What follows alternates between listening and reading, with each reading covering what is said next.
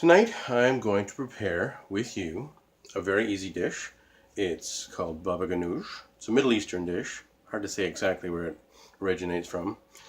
Its main ingredient is eggplant, and so vegetarian people would love it. Anyone loves it though. I think it's a really tasty dish.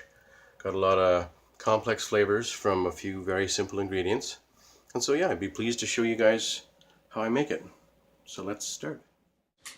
So what I've done here then is I've got an eggplant that I'm going to use, and I've placed it in a baking dish that I've lined with parchment paper. And what the parchment paper is going to do is basically help you with your cleanup.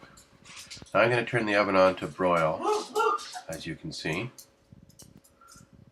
What you want to do is really char the skin and really grill this eggplant. So you see I've got the oven rack placed up high near the broiling element. Again, don't worry about that. You'll find that traditionally these were cooked on coals, so it's okay to have it near the heat source like that.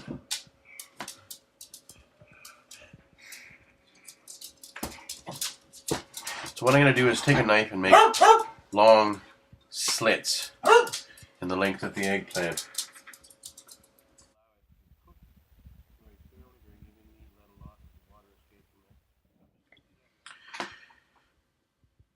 So what you can see here then is that I put the slits into the eggplant, just 3 nice long slits, and that's going to let the excess water come out, and it's going to expose it to the heat near the element, so that we ensure that it gets a nice charred cooked effect that we're looking for. Let me try and get some light into there. See how close that is? But that's okay. Like I said, you really want that to roast. And the skin is going to get hard and brittle, but you're not using that. And the flesh itself is going to get really smoky and soft and flavorful. So that's going to stay under the broiler for a while. Could be as much as 40 minutes. So think of that number in your mind. 40 minutes is a good safe number. 30 to 40, let's say. And you might want to just check it and flip it after like 15 or 20, just to try and get both sides to cook evenly. And once that's done, we'll come back and go on to our next step. Alright, so as you see here, I've removed the eggplant from the oven. I've allowed it to cool down so that I can handle it. And what I'm going to do is take even something like a paring knife, and I'm going to scrape all of the cooked eggplant into the food processor that I have waiting for me over here. So let me just do that, and then I'll be back in a minute to show you. Okay, so here you see it's all been removed. Everything's in the food processor now. I don't worry about the seeds. I find that you don't even notice them, and they probably even add to the flavor of it. The next thing that's important is to add tahini. Tahini is the ingredient that's going to give it a nuttiness, and again another element of earthiness. Tahini is essentially whole ground sesame seeds, kind of like peanut butter, but I wouldn't use peanut butter. Tahini is traditional. Here you see I've used about a tablespoon or so of tahini. You can vary any one of these things as much as you like.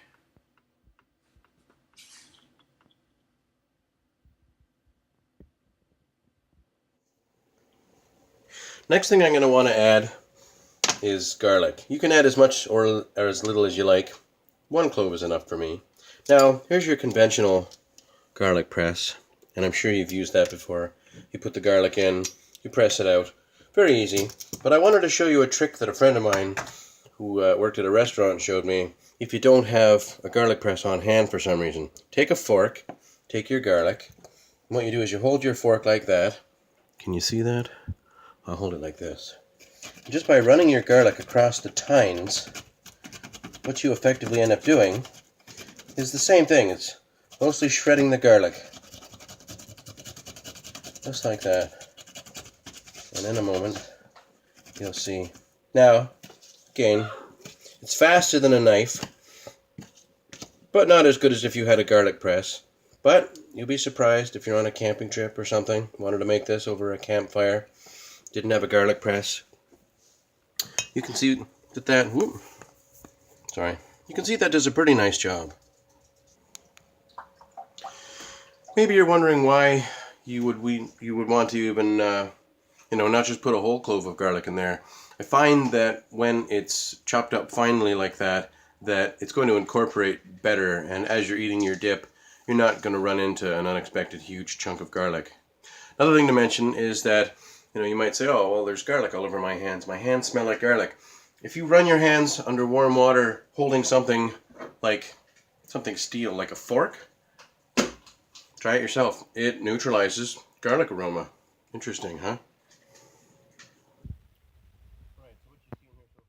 So as you can see, I have garlic, I have eggplant, I have tahini, all in the food processor. Next, I like to add a little extra virgin olive oil. That gives it a bit of a looser body, something that'll be dippable. I add some salt, about a teaspoon. Teaspoon should do. Oh, of course I spilled that one. Let me show you. Again, about a teaspoon of salt. And the salt will help enhance the flavor. That's what salt does in cooking. It helps enhance flavors.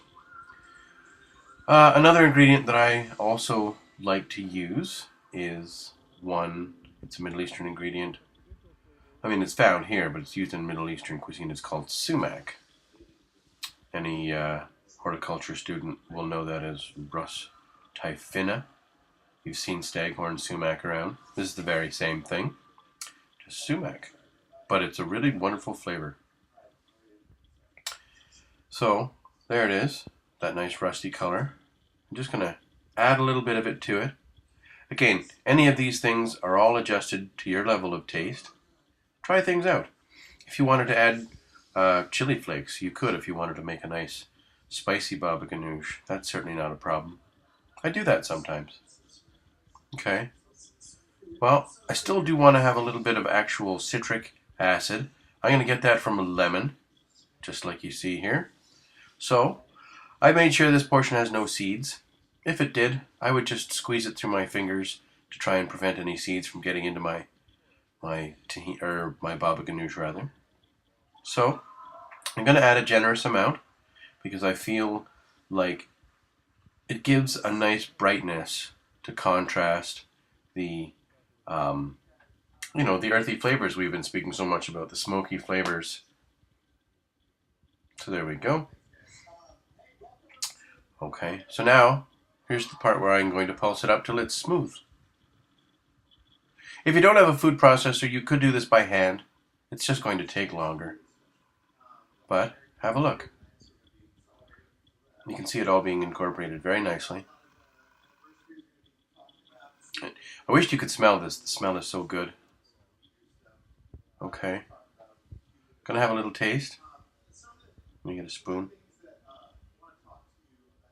There we go. Let's see what I think. Yeah, that's really good. Yes. Delicious. Can you tell I'm dubbing this? No. Okay. So what I'm going to do now is put this in a bowl and serve it as though I would present it normally. And there it is. It's often drizzled with olive oil, another sprinkle of sumac, and here you have a simple, hearty, healthy, easy dish. Well, there you have it. I'd like to thank you for watching my little movie. I'd also like to thank you for overlooking the fact that my audio became a little bit strange and I had to overdub this. But you will find that this is an easy dish and a tasty dish, and one that you can be confident to serve your guests and friends, and they'll love it.